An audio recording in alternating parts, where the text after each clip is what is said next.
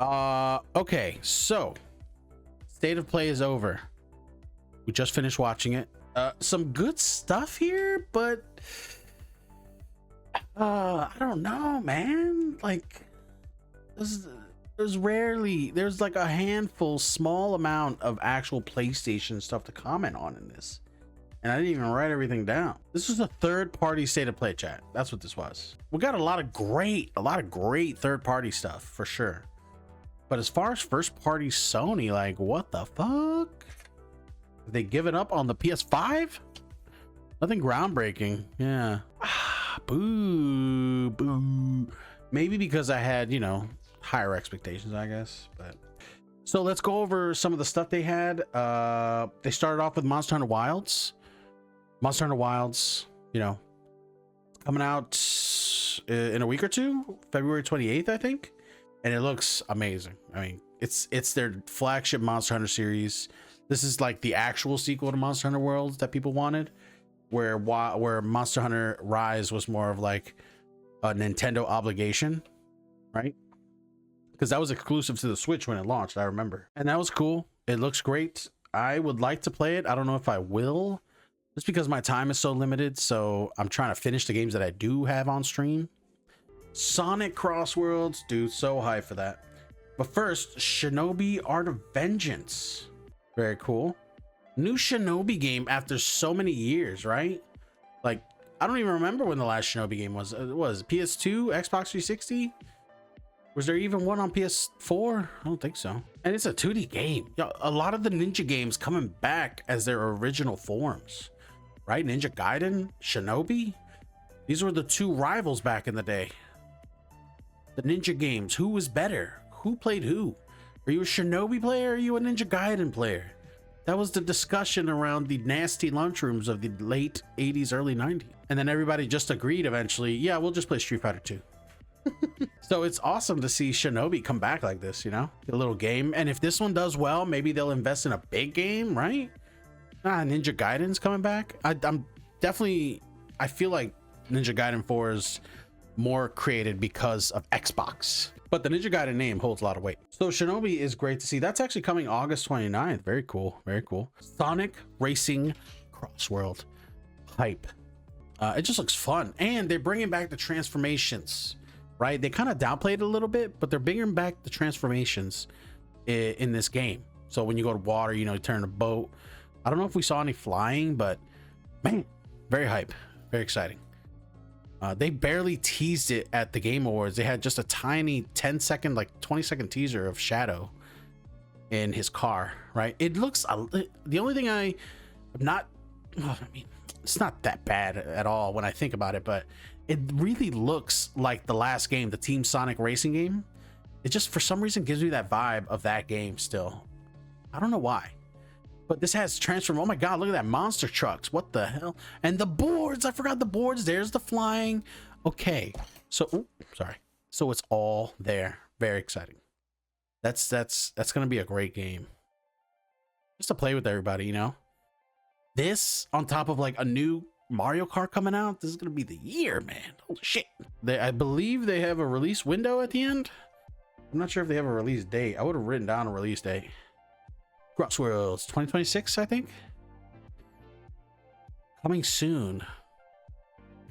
Coming soon to literally everything. PS5, PS4, Xbox One, Xbox Series XS, Nintendo Switch, Steam, Epic Game Store, Sonic Team, Nintendo Switch 2, Game Boy Advance, Wii U, Wii, GameCube, Dreamcast 2, Return of the Dreamcast. That looks awesome. Oh my god, it looks so much fun.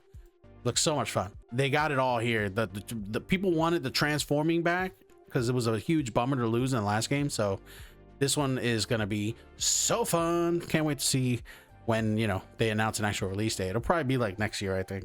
All right, next, the Digimon game. It looks cool. I haven't seen a good Digimon game in a long time. Not gonna lie, those Digimon games can be kind of fun. Yeah, if you're a Digimon game, oh my god, they usually go all out with the Digimon games, right? They ever since I was a kid, they've been doing Digimon games. I've seen Digimon games my whole life. So they always go big with the Digimon games, but they know their audience. So like back in the day, the big Digimon games were like, they had PlayStation stuff, but they were mostly like Game Boy and all that. Borderlands 4, September 23rd release date. Very cool. I will be deep in school, but we'll probably play that. We're gonna try and play Borderlands 1 and 2 and 3 before that comes out. Onimusha 2 remaster coming May 2025. That's exciting. I'm gonna play that. I gotta play the first Onimusha as well, and then the Onimusha 2026 gameplay I need to see again. I'm just happy Capcom is showing off the game a lot more right now. Like, there's no delays. Like, Capcom has been on point lately. It's ridiculous how good they're doing. They're in a golden age at this moment.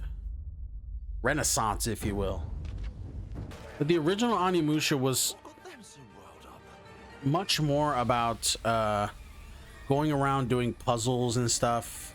Now, I think in this game you'll definitely be, you know, running around and doing a small amount of puzzles, but I think it'll be more about the boss fights and stuff. And I get it, you know, this isn't 2001 when the first game came out, so I don't expect it to be like Resident Evil. Onimusha 1 was basically Resident Evil with demons, you know. That was pretty much yokai, right? It had a lot of puzzles, a lot of, like, you know, time gated puzzles where, you know, if you didn't finish it in time, you would die. Like, you would actually watch someone else gonna get crushed by spikes or something. So I imagine this game was just gonna be a bit more action heavy, but still not forget that there's puzzles to be done in this open world.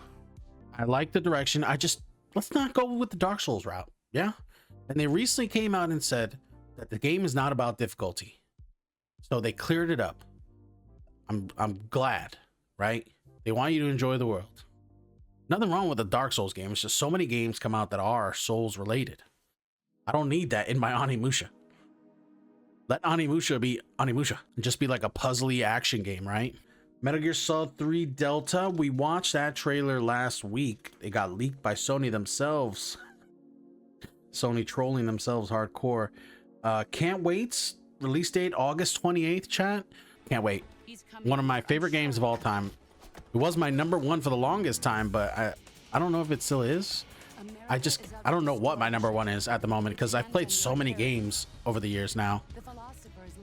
I'm a much more different person than I was when I was a kid.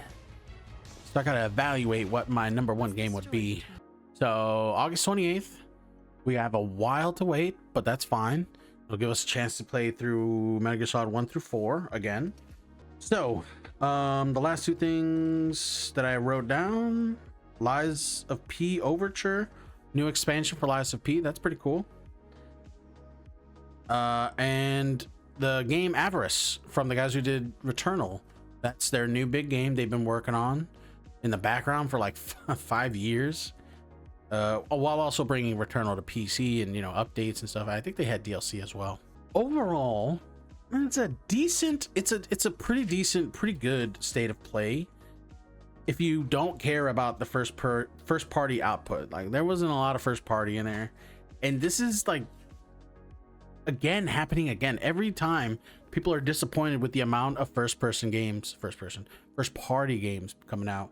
I mean, another one that I didn't even talk about was Days Gone remastered. That was also announced. That was pretty cool to see that game come back, especially after the controversy with the studio head who made it, his beef with Sony about not supporting a sequel when this game like made like 4 million sales, like 4 million copies were sold of the game, and Sony denied him a sequel. So I get it, but I'm surprised that they're going back to this game, you know. Okay guys, that's the Sony state of play. That's it. We're done with it. We're done. I thought it was all right. It was a good state of play, but not a great one, you know. I think a lot of people were just expecting to find out more about what Sony has coming up the line, and in reality it feels more like a third party thing again. And there's nothing wrong with the third party state of play, but I think right now, with all the stuff in the air about Xbox and Nintendo with the Switch and Sony needed to do something, you know, they needed to make a mark a little bit and say, yes, we have stuff coming. Don't worry. I know you guys heard we're working on the PlayStation 6, but don't stop buying PS5s just because of that. We still got games coming that are big. They did not do that. Maybe they'll save that for, you know, Summer Games Fest in June. Aside from that, though, they do have some good games coming in the third-party region. But they're, you know, they're coming to everything. So, guys, thanks for watching the State of Play, everybody. I appreciate it. What do you think of the State of Play? Let me know.